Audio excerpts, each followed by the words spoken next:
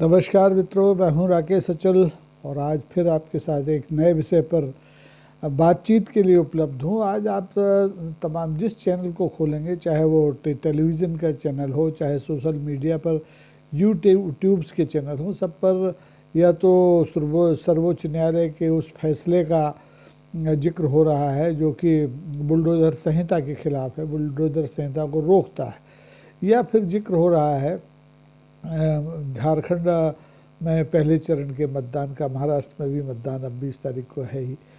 तो लेकिन मैं आपको इस तरह की किसी खबर के बारे में बात करके बोर नहीं करना चाहता। मैं बात करना चाहता हूँ एक ऐसे शब्द को लेकर के जिसको लेकर के इस समय महाराष्ट्र में सबसे ज़्यादा बवाल है। महाराष्ट्र के मुख्यमंत्री एकनाथ शिंदे कल एक अपनी यात्रा पर निकल रहे थे तो उनके प्रतिद्वंदी गुट का कार्यालय रास्ते में मिला और वहाँ के लोगों ने उन्हें देख करके गद्दार है, गद्दार है, गद्दार है नारे लगाना शुरू कर दिए। तो इस बात से एकनाथ शिंदे साहब बड़े व्यथित हुए और वो बिल्कुल बिना डरे उस पार्टी के कार्यालय के पास पहुँच गए और वहाँ उन्हें जो भी मिला, उनका प्रतिद्वंदी तो शायद नहीं मिला, लेकिन जो भी मिला उसको उन्होंने डांटा और कहा कि आप अपने कार्यकर्ताओं को यही सिखाते हैं, गद्दार है नारे लगाना। तो हंसी आई। इसके साथ ही मुझे इस गद्दार शब्द पर थोड़ी सी आपसे गुफ्तगू करने का मन भी हुआ, क्योंकि अभी थोड़ी देर पहले मैं एक टीवी चैनल पर एक एक्सक्लूसिव इंटरव्यू देख रहा था महाराष्ट्र के पूर्व मुख्यमंत्री श्रीमान उद्धव ठाकरे का। उन्होंने भी महायुति के गठबंधन को गद्दारों की फौज कहा। तो मुझे लगा कि इस सब्जेक्ट पर, इस विषय पर बात कर ही लेनी चाहिए, क्योंकि गद्दार अब आज की राजनीति में क्या कोई गाली है, क्या कोई उपाधि है, क्या कोई विभूषण है। ये सब बातें इसलिए क्योंकि गद्दार शब्द हम लोग बहुत बचपन से सुनते आ रहे हैं और ये इतना आम फाहम शब्द है कि चाहे मराठी हो, चाहे हिंदी बोलने वाला हो, चाहे राजस्थानी हो, चाहे गुजराती हो, सबकी ज़ुबान पर बड़ी आसानी से चढ़ा हुआ शब्द है। और ख़ास तौर पर इतिहास में ऐसे कई वाक़ये हैं जिनमें कि इस शब्द का इस्तेमाल बड़ी गंभीरता से दिया गया है। मैंने बड़ी तफ्तीश की तो पता चला कि ये जो शब्द है ये अरबी का शब्द है, गद्दार। इसका मतलब है जो शासन के या सत्ता प्रतिष्ठान के खिलाफ काम करने वाला आदमी है उसको गद्दार कहा जाता है, या जो विश्वासघात करता है उसको गद्दार कहा जाता है, या जो अपने स्वार्थ के लिए अपनी तमाम निष्ठाओं को छोड़ कर के पाला बदल लेता है उसको भी गद्दार कहा जाता है। मैंने बचपन में सबसे पहले गद्दार शब्द का जो इस्तेमाल देखा या गद्दार सबसे मेरा परिचय हुआ वो प्रथम स्वतंत्रता संग्राम 1857 में जो हुआ उसकी कहानी को पढ़ते हुए मिला था। हालांकि इससे पहले भी एक स्वतंत्रता संग्राम 18वीं शताब्दी में 17वीं शताब्दी के अंत में हो चुका था और ये बंगाल में था। सिराजुद्दौला के साथ मीर जाफ़र नाम के एक सज्जन होते थे, उनके रिश्तेदार थे, भाई लगते थे। उन्होंने अंग्रेज़ों का साथ दे करके और सिराजुद्दौला का कत्ल करा दिया था, तो उनको इस देश का यानी मुगलिया सल्तनत का पहला गद्दार कहा गया। उसके बाद हम 1857 में आते हैं। तो 1857 में आग भड़की थी अंग्रेज़ों के ख़िलाफ़ झांसी से। झांसी में उस समय रानी लक्ष्मीबाई थी, विधवा थी, छोटा सा बच्चा उनके पास था। अंग्रेज़ उनके बच्चे को, उनका जो दत्तक पुत्र था, उसको उत्तराधिकारी मानने के लिए तैयार नहीं थे और झांसी पर ये कब्जा करना चाहते थे। कहानी आप सबने पढ़ी होगी।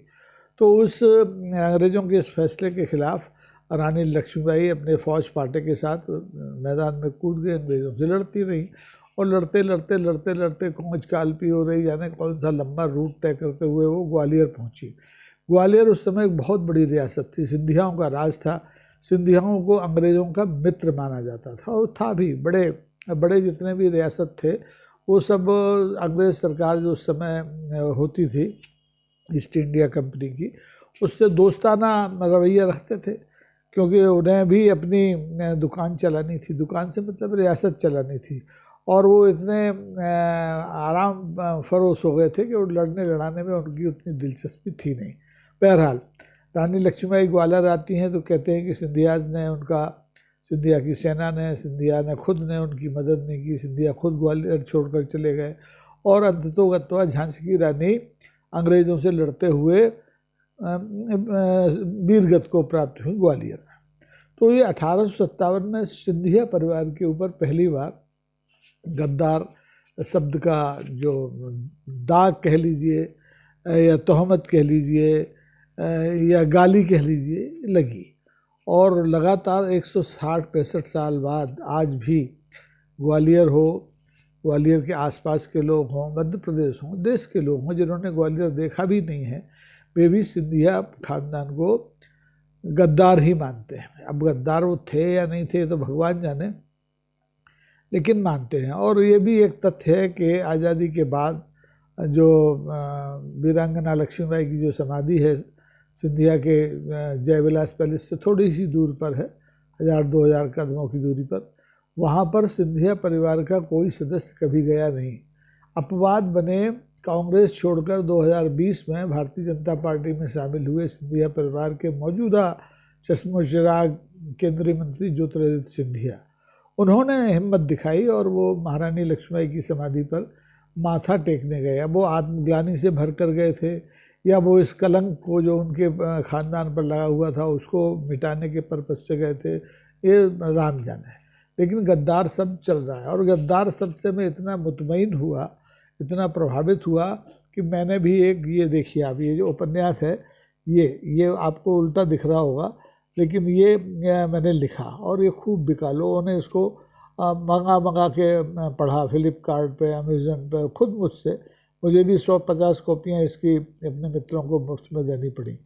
तो कहने का मतलब ये है कि ये जो गद्दार शब्द है, अब इस कलयुग में हमारे हिंदी में तो इसके लिए विश्वासघाती कहते हैं, विभीषण भी कहते हैं, लोग विभीषण भी कहते हैं, क्योंकि विभीषण ने रावण के राजसत्ता को ठुकराते हुए उस समय तत्कालीन जो हमारे उनके प्रतिद्वंदी थे अयोध्या के राजा तो बन नहीं पाए थे, बिना तिलक के राजा थे भगवान राम, उनके साथ दिया और रावण को मौत के घाट उतारने में राम जी की मदद की। बताया कि इसकी रावण की, उनका जो अग्रज है उसकी नाभि कुंड में अमृत बसता है। तो ये काम तो तब से चल रहा है, सनातन काम है, गद्दारी का काम, विश्वासघात का काम, दल बदल का काम, स्वार्थ के लिए। अब कलिकाल में तो ये एक विशेषता बन गई है। अब मैं तो समझ नहीं पाता कि मैं इस गद्दार शब्द को संज्ञा कहूँ, सर्वनाम कहूँ, क्रिया कहूँ, क्रिया विशेषण कहूँ, ये तो विद्वान लोग बताएंगे जो हिंदी के और भाषा के विद्वान है कि गद्दार का अर्थ क्या है। गद्दार गाली है, गद्दार एक तरह से अलंकार है, क्या है। लेकिन अब ये चल पड़ा है। आप देखें कि मैं अपने मध्य प्रदेश की ज़्यादा बात इसलिए करता हूँ क्योंकि मुझे यहाँ के इतिहास के बारे में थोड़ा बहुत माहिती है, थोड़ा बहुत ज्ञान है। और 1967 में जिन दिनों देश में कांग्रेस का डंका बजता था, उन दिनों इसी सिंधिया परिवार की, जिसके ऊपर 1857 में गद्दारी का आरोप लगा था, कि जो तत्कालीन नेता थी 1967 में राजमाता विजया राजे सिंधिया, उन्होंने कांग्रेस की अच्छी खासी सरकार थी पंडित द्वारिका प्रसाद मिश्र की, उससे बगावत कर दी और वो सरकार करवा दी। तब भी ये कहा गया कि ये इतिहास दोहराया गया है 1857 का 1967 में। लोग जब तक इन चीज़ों को भूलते हैं तब तक कुछ ना कुछ हो ही जाता है। 2020 में फिर यही हुआ। 2020 में सिंधिया परिवार के जो चश्मो-चिराग, जिनका मैंने जिक्र किया, केंद्रीय मंत्री ज्योतिरादित्य सिंधिया थे, वे 2018 में लोकसभा चुनाव हारने के बाद से कांग्रेस से खिन्न रहे और 19 महीने उन्होंने बड़ा संघर्ष किया कांग्रेस में जगह बनाने का, कि उन्हें कांग्रेस राज्यसभा की एकमात्र सीट थी मध्य प्रदेश से, कि राज्यसभा भेज दे, वो चुनाव हार गए हैं तो उनकी कहीं भरपाई कर दे, प्रदेश अध्यक्ष बना दे या कुछ कर दे, या बाद में कांग्रेस की सरकार बन गई थी तो मुख्यमंत्री बना दे, लेकिन ऐसा कुछ हुआ नहीं। तो परेशान होकर के कांग्रेस से आजिज आकर के, कांग्रेस के पूर्व मुख्यमंत्री कमलनाथ और दिग्विजय सिंह की जोड़ी से आजिज आकर के ज्योतिरादित्य सिंधिया 2020 में अपने दल बल के साथ 20-22 विधायक थे उनके पास, वो भारतीय जनता पार्टी में शामिल हो गए। तो फिर लोगों ने चिल्लाना शुरू कर दिया कि देखिए सिंधिया परिवार ने गद्दारी का इतिहास तीसरी बार दोहरा दिया। लेकिन मैं ऐसा मानता नहीं। मैं इसलिए नहीं मानता कि कुछ तो मजबूरियां रही होंगी, यूँ कोई बेवफा नहीं होता। सिंधिया की कुछ तो दिक्कत आई होगी कांग्रेस में, इसलिए वो भारतीय जनता पार्टी में शामिल हुए। उस भारतीय जनता पार्टी में शामिल हुए जिसको 30 साल तक उनके पिता ने निशाने पर रखा, और ख़ुद सिंधिया ने 20 साल तक भारतीय जनता पार्टी और उसके नेताओं को, यहाँ तक कि मौजूदा जो प्रधानमंत्री हैं जो 2014 में बन गए थे, उन्हें भी खूब खरी खोटी सुनाई, संसद के भीतर संसद के बाहर। लेकिन समय है, बदलता है। तो अब आजकल ये गद्दार जो शब्द है ये महाराष्ट्र में चल रहा है। महाराष्ट्र में देखिए गद्दारों की, गद्दारी की, नॉट गद्दारों की, गद्दारी की एक लंबी परंपरा है। और उस परंपरा में अगर हम जाएंगे तो मुझे लगता है कि कोई भी हमारा साथी, मित्र, पाठक, दर्शक शोधकार करे तो उसे डॉक्टर ऑफ फिलॉसफी की उपाधि मिल सकती है, उसे एमफिल की उपाधि मिल सकती है। इस विषय को उसे पंजीकृत कराना चाहिए पीएचडी के लिए। तो अभी लेकिन इतिहास में ज़्यादा पीछे जाने और गड़े मुर्दे उखाड़ने में मेरी कोई दिलचस्पी नहीं है। ताज़ा देख लें कि महाराष्ट्र में सबसे बड़े नेता, अगर आप दलगत राजनीति से हटकर देखें तो माननीय शरद पवार साहब हैं। शरद पवार साहब ने कांग्रेस में जीवन भर काम किया, लेकिन एक स्थिति ऐसी आई कि उन्होंने कांग्रेस को छोड़ दिया और अपनी एनसीपी नाम की एक पार्टी बना ली। उन पर भी गद्दारी का आरोप लगा। किससे? कांग्रेस से, इंदिरा गांधी से, गांधी परिवार से। लेकिन वो बात आई गई हो गई। उन्हीं की तरह आप देखें, अभी हाल में बिल्कुल ताज़ा प्रसंग है, 2 साल पहले का है, जो एक नाथ शिंदे साहब हैं, जो शिव सैनिक होते थे बड़े पक्के, बाला साहब ठाकरे के प्रति पूरी तरह समर्पित, उन्होंने ठाकरे साहब के जाते ही उनके जो पुत्र थे उद्धव ठाकरे के नेतृत्व में जो शिवसेना चल रही थी उसके 2 टुकड़े कर दिए। वो भी गद्दार हो गए। इसके बाला साहब ठाकरे के मूल संगठन के। अब चलिए, ये तो अलग बात हो गई, वो सगे नहीं थे, उनका रक्त संबंध नहीं था उद्धव ठाकरे से। लेकिन यहाँ एनसीपी में माननीय शरद पवार साहब के जो भतीजे होते हैं, अजित पवार साहब, वो तो रक्त संबंधी थे पवार साहब के, हमारे शरद पवार साहब के। उन्होंने भी एनसीपी के 2 टुकड़े कर दिए और वो भी उस गद्दारी की परिभाषा में शामिल कर लिए गए। तो इस तरह से गद्दारों की एक लंबी कहानी है, लंबी फहरिस्त है। अब देखिए ना, किसी ज़माने में इंडिया गठबंधन, इसके पहले जो भी गठबंधन गैर भाजपाई था, उसके साथ खड़े रहते थे हमारे नीतीश बाबू। उन्होंने भी उस गठबंधन से गद्दारी की और आजकल वो भारतीय जनता पार्टी के गठबंधन के साथ हैं। तो ये तो दल बदल सब चलता रहता है। इसके खिलाफ हमारे यहाँ कानून भी हैं, सब कुछ है। लेकिन गद्दारी शब्द को लेकर के अभी तक ये संयोग है कि कोई सज्जन अभी तक सर्वोच्च न्यायालय में नहीं गए, क्योंकि वो कि न्यायालय इस गद्दारी शब्द का को परिभाषित करे कि ये गाली है, कि ये उपाधि है, कि ये विभूषण आभूषण पद्मभूषण की तरह है। तो अच्छा है, अगर ये पहुंच भी जाए तो मुझे लगता है कि आज के जो हमारे नए CJI साहब हैं, मुख्य न्यायाधीश हैं, जस्टिस खन्ना साहब, वो भी पशु पेश में पड़ जाएंगे कि वो इस फैसले, इस याचिका को सुने या खारिज कर दें, और खारिज कर दें तो क्या कह के करें, और सुने तो क्या कह के करें। तो ये बड़ा हाइपोथेटिकल सवाल है। लेकिन गद्दारी हमारे यहाँ आमतौर पर समाज में अच्छी नहीं मानी जाती, और चाहे वो भाई भाई से करे, चाहे रिश्तेदार रिश्तेदार से करे, चाहे कोई संगठन से करे, चाहे वो किसी विचारधारा से करे, गद्दारी आखिरकार गद्दारी ही होती है। और हर युग में, चाहे वो मुग़ल काल हो, चाहे वो ब्रिटिश काल हो, चाहे वो मुग़ल काल से पहले का काल हो, और चाहे वो आज़ादी के पहले का, ठीक पहले का काल हो, उसमें एक न एक गद्दार, एक न एक विभीषण समय समय पर पैदा होता है। और देखिए, गद्दारी घाटे का सौदा नहीं है, ये तो साबित हो गया है।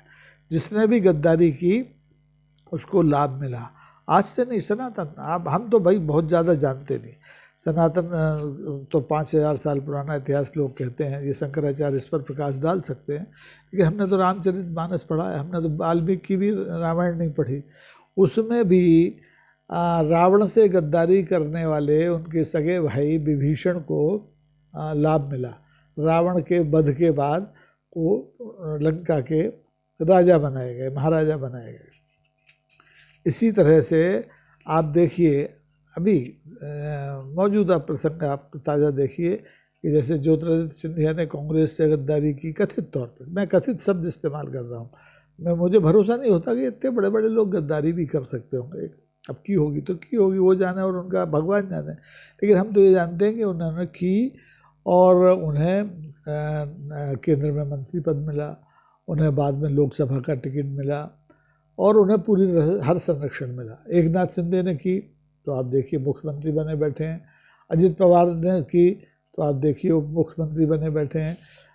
इधर आप दूसरी तरफ आ जाएं नीतीश बाबू को, तो नीतीश बाबू अपने जात भाई, और जात भाई तो नहीं कहेंगे, वो कुर्मी हैं और आरजेडी वाले तो यादव हैं, लेकिन मित्र, बाल सखा कह सकते हैं, जिन लोगों ने जेपी आंदोलन में काम किया था, लालू यादव, उनकी पार्टी आरजेडी से गद्दारी की और आजकल भारतीय जनता पार्टी के साथ है, मुख्यमंत्री बने बैठे हैं। हेमंत शर्मा बिस्वा को देख लीजिए, तो हेमंत बिस्वा शर्मा असम के मुख्यमंत्री है, कांग्रेस में थे, मुख्यमंत्री बने बैठे हैं। गद्दारी का इनाम तो सबको मिलता है। अरे दूर क्यों जाते हैं, अपने बंगाल की बहन ममता बनर्जी को देख लीजिए, उन्होंने कांग्रेस से गद्दारी की तो उन्हें भी अंततोगत्वा मुख्यमंत्री पद का वहाँ पर का जो सेहरा होता है उनके सिर पर बंधा, और एक बार नहीं 2 बार बंधा, और वो चर्चाओं में तो वो प्रधानमंत्री पद की भी उम्मीदवार पाई गई। तो भाइयों बहनों, मेरा कहना ये है कि गद्दारी के बारे में अभी ये फैसला नहीं हुआ है कि ये गाली है या ये उपाधि है या संज्ञा है या विशेषण है या क्रिया विशेषण है। इसलिए अगर आप में जिगरा है तो आप गद्दारी करिए, उसका आपको लाभ मिलेगा। मेरा और मेरे जैसे लोगों का तो बूता नहीं है, वो तो जिस खूंटे से बंधे थे उस खूंटे से बंधे हैं, और वो खूंटा है मनुष्यता का, मानवता का, धर्मनिरपेक्षता का, समरसता का, गंगा जमनी तहजीब का। जो लोग इससे हटने का साहस रखते हैं वो गद्दारी करते हैं, गद्दारी करेंगे, आगे भी करेंगे। ये क्रम रुकने वाला नहीं है। अरे जब भगवान राम के ज़माने से नहीं रुका और मोदी युग में आके नहीं रुका तो आगे कैसे रुक जाएगा। और गद्दारों की शिनाख्त बड़ा मुश्किल होती है। राजनीति की आप बात करें तो हर राजनीतिक दल में गद्दार मौजूद हैं, लेकिन उनकी शिनाख्त तब होती है जब वो पार्टी बदल के दूसरे पाले में चले जाते हैं।